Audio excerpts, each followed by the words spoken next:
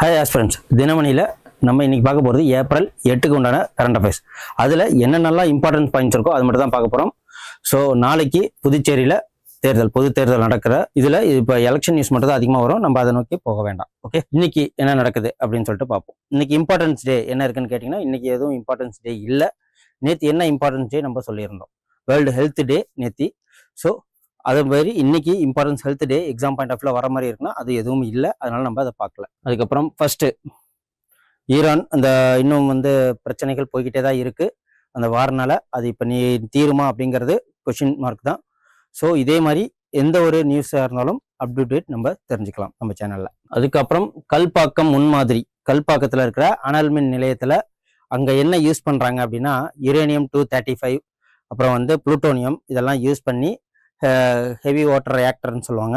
அந்த heavy water reactor மூலயமா அணு உலைகளில் நம்ம கரண்ட் உற்பத்தி பண்ணுறோம். 500 மெகாவாட் ஈஸியாக பண்ணுறத இதில் சொல்லியிருக்காங்க. 500 மெகாவாட் மின் உற்பத்தி திறன் கொண்ட முன்மாதிரி வேக அணு ஈநுலை அணு உலைன்னு சொல்லுவாங்க. இது ஈநுலை. ஓகே, இதிலே ஃபியூஷன் அதெல்லாம் சொல்லுவாங்க. அதே மாதிரி தான் இதுவும்.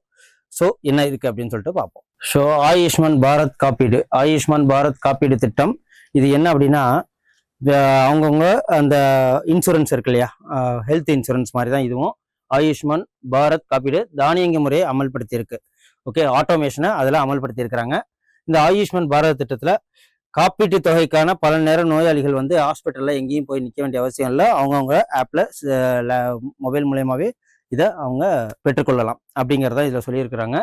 அது இதில் மே 8 முதல் 9 வரை திறனறி போட்டிகளை நடத்தப்படுவதும் இருக்காங்க. ஓகே, இதில் ஆட்டோமேஷன் பண்ணுறதுக்காக என்னென்னலாம் ஒரு சாதகமான சூழ்நிலை வரதுக்கு. ஸோ இதான் தேசிய மருத்துவ ஆணையம் இதை வெளியிட்டிருக்காங்க. என்எம்சின்னு சொல்லுவாங்க, நேஷனல் மெடிக்கல் கவுன்சில். இது கேட்க ஏன் வாய்ப்பு இருக்குது அப்படின்னா, அப்பாயின்மெண்ட்ஸ் பிஎஸ்என்எல்லே அழிஞ்சு போச்சு. ஏன்னா இப்போதைக்கு டெலிகாம் செக்டரில் யார் அதிகமாக ரோல் பண்ணிட்டு இருக்காங்க அப்படின்னா ஜியோவும் ஏர்டெல்லும் தான். ஸோ அதே சூழ்நிலையில் இந்த பிஎஸ்என்எல் இன்னும் ரன் ஆகிட்டு இருக்கு. இது கவர்மெண்ட்டோட ஒரு கம்பெனி. அது மட்டும் இல்லாமல் இது இன்னும் ரன் ஆகிட்டு இருக்கு அப்படிங்கிறதுக்கு ஒரு இதுதான். ஸோ தலைமை பொது மேலாளராக யாரை இப்போ இது பண்ணியிருக்காங்கன்னா திலகவதி அப்படிங்கிறவங்கள அப்பாயின்மெண்ட் பண்ணியிருக்கிறாங்க. இவங்க இதுக்கு முன்னாடி செயலையும் ஒர்க் பண்ணியிருக்கிறாங்க. 1980ஆம் ஆண்டு இந்திய தொலைத்தொடர்பு சேவை பிரிவில் இவங்க இணைஞ்சிருக்கிறாங்க. அந்த இதுலேருந்து இப்போதைக்கு இவங்க மேலாளராக ப்ரொமோட் ஆகியிருக்கிறாங்க. ஓகே, பிஎஸ்என்எல் சென்னை கிளையில். பிஎஸ்என்எல் அதுக்கு என்ன விரிவாக்கம்னு நிறைய இதில் கேட்குற பாரத் சஞ்சார் நிஜாம் லிமிடெட்.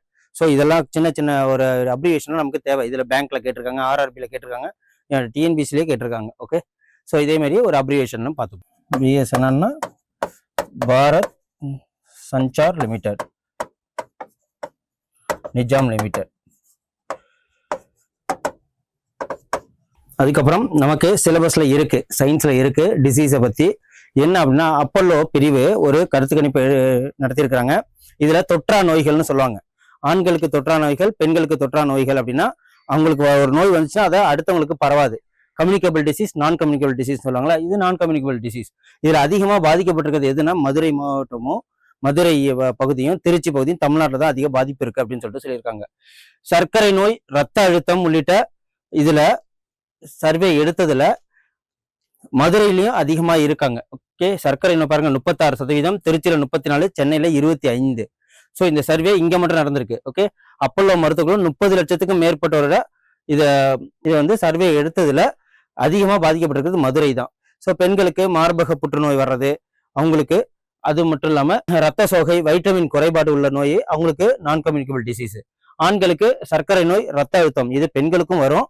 ஸோ இருந்தாலும் இப்ப 5ல் 1 நபர் சர்க்கரை நோயாளியா ஆகுறாங்க, இளைஞர்களோட ஆகுறாங்கன்னு சொல்லிட்டு இந்த கருத்து கணிப்புல தெரிஞ்சிருக்கு.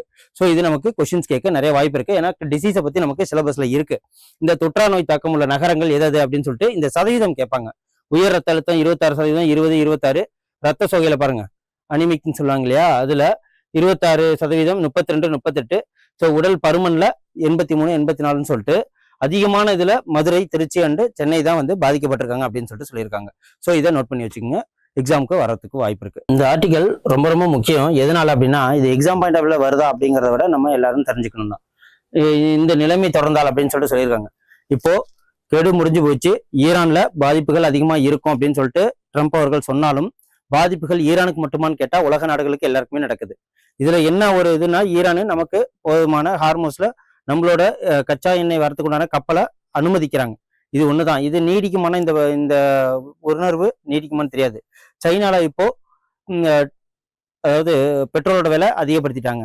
அது மட்டும் இல்லாம odd man out even man அவுட்னு சொல்லிட்டு ஸ்ரீலங்கால இப்போ அங்கேயும் வந்து பெட்ரோல் டீசலை கொடுக்கறதுக்கு ஒரு கிரைட்டீரியா வச்சிருக்காங்க. அது மட்டும் இல்லாம இந்தோனேஷியா இங்கெல்லாம் வந்து பிலிப்பைன்ஸ்லாம் வந்து ஆயில் கிரைசிஸே அறிவிச்சிட்டாங்க. ஸோ இந்த ஆயில் மட்டும் கிடைக்காதனால என்னென்ன நடக்குது உலக நாடுகள் அப்படின்னா, அவங்களுக்கு பொருள் எதுவும் தயாரிக்க முடியல, கரண்ட் தட்டுப்பாடு வருது, அதோட ஏற்றுமதியும் பண்ண முடியல, இறக்குமதியும் பண்ண முடியல, ஏகப்பட்ட பொருளாதார சிக்கல் ஏற்படுது. எல்பிஜி கிடைக்காம சாப்பாடு உணவகங்கள் நடத்துறவங்க, அதாவது ஹோட்டல், சின்ன சின்ன ரெஸ்டாரண்ட் நடத்துறவங்க, அந்த ரெஸ்டாரண்ட்ல வேலை பார்க்குறவங்க, ஸோ அந்த ரெஸ்டாரண்ட்டை நம்பி இருக்கிற அந்த ஃபேமிலியும், இந்த வேலையை நம்பி இருக்கிற அந்த ஃபேமிலியும் பாதிக்கப்படுறது. இப்படி விஷய சைக்கிள் மாதிரி ஏகப்பட்ட பாதிப்புகள் இருக்கு.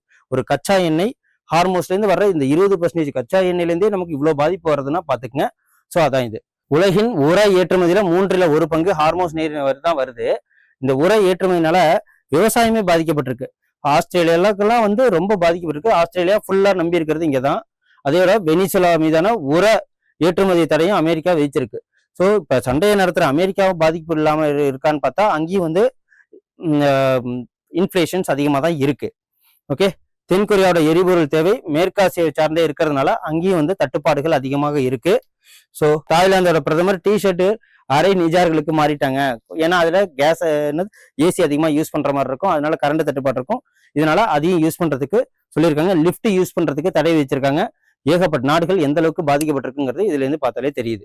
ஓகே, பிலிப்பைன்ஸ் நாட்டுல அரசு ஊழியர்கள் மின்சார சிக்கனத்தை மின்தூக்கி லிஃப்ட்டை வந்து பயன்படுத்தக்கூடாதுன்னு சொல்லியிருக்காங்க. அதுக்கப்புறம் எகிப்துல கடைகளுக்கு வர்த்தக நிறுவனங்களுக்கு 5 நாள் தான் நடத்தணும், 2 நாள் லீவ் வர சொல்லியிருக்காங்க. லாவோஸ் அப்படிங்கிற நேரத்துல 3 நாள் தான் ஸ்கூலு, மீதி நாள் லீவு அப்படின்னு சொல்லியிருக்காங்க.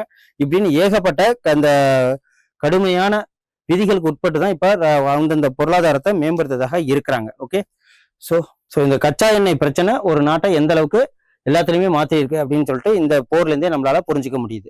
ஸோ வேக அணு உலைன்னு சொல்லுவாங்க, அது என்ன வேக ஈனுலை அப்படின்னு சொல்லிட்டு பார்ப்போம்.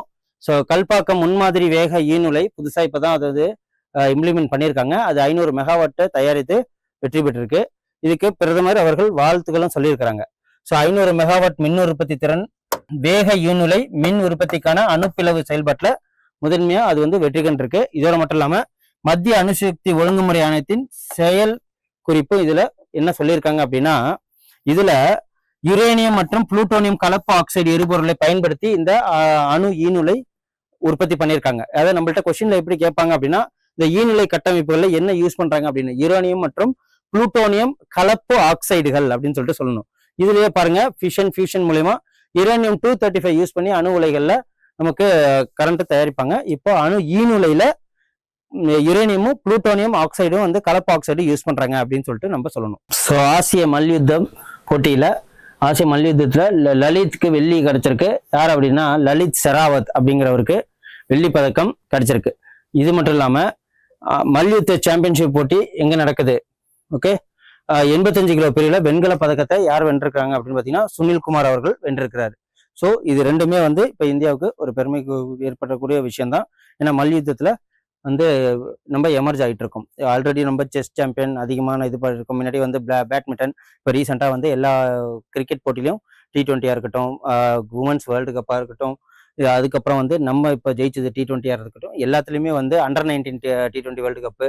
ஸோ இதில் எல்லாத்துலேயுமே நம்ம வின் பண்ணிட்டு இருக்கிறதுனால ஸோ இப்போ இதில் மல்யுத்தத்துலேயும் நிறைய பேர் வந்து முன்னேற்பாடு பண்ணி வந்துகிட்டு இருக்காங்க. ஓகே, ஸோ இதில் பாலக் அண்ட் முகேஷ் 2 பேருக்குமே உலக சாதனையோடு தங்கம் வென்றிருக்கிறாங்க. என்ன அப்படின்னா துப்பாக்கி சுடும் போட்டியில சீனியர் அண்ட் ஜூனியர் 2 பேர் இதுலயும் பாயிண்ட் வைஸாவும் அதிகமாக்கி அதுக்கப்புறம் அதுல தங்கமும் வென்றிருக்கிறாங்க. அதான் இது 10 மீட்டர் ஏர் பிஸ்டல் கலப்பு அணிகள் பிரிவில் இந்த ஜோடி 487.7 புள்ளிகளோடையும், அதே மாதிரி பாலக் 243 புள்ளிகளோடும், முகேஷ் 240 சீனியர் மற்றும் ஜூனியர் பிரிவில் அதிகமான புள்ளிகள் எடுத்து ஸோ உலக சாதனையோட சேர்ந்து தங்கப்பதக்கமும் வின் பண்ணியிருக்காங்க. அதான் இது பாலக் என்ற முகேஷ். ஸோ துப்பாக்கி சுடுதல் போட்டியில இந்த போட்டி எங்க நடைபெற்றிருக்கு அப்படின்னு பாத்தீங்கன்னா ஸ்பெயின் நாட்டுல. இதையும் நோட் பண்ணிக்கங்க. ஸோ ஆர்டிமிஸ் 2 குழு என்னன்னா திருப்பி இந்தியாங்கிறத விட உலகத்துக்கு வர்றதுக்கு ரெடியா இருக்கிறாங்க. அங்க ஆய்வுகள் முடிஞ்சிருச்சு. சவுத் லூனார் சைட்ல அங்க ஆய்வுகள் மேற்கொண்டாங்க. அங்க மனிதர்கள் வாழ முடியுமா என்னன்ட்டு. இது கிட்டத்தட்ட 1970 அப்போலோ 13 அப்படிங்கிற ஒரு மூலியமா யாருமே பயணிக்க முடியாத கிட்டத்தட்ட 3.5 லட்சம் கிலோமீட்டர் பயணிச்சு நிலவை வந்து அறிஞ்சாங்க. அப்போ கூட நம்ம நீல் ஆம்ஸ்ட்ராங் அதெல்லாம் பார்த்தோம். இப்போ இந்த 4 பேர், ஒரு பெண் உட்பட 3 பேர் சேர்ந்து மொத்தம் 4 பேர் வந்து பயணம் மேற்கொண்டாங்க. ஆர்டெமிஸ் 2 இப்போ திருப்பி பூமிக்கு வர இருக்கிறாங்க. ஓகே, அதான் இது. ஸோ கரோல் புதிய பெயர்கள் சூட்டல் அதுலயும் நடக்குது. நிலவின் விண்கற்கள் மோதி ஏற்பட்ட இதுவற்று பெயரிடப்படாத பள்ளங்களுக்கு பெயர் சுற்றுறதும் அங்கே நடந்துகிட்டு இருக்கு.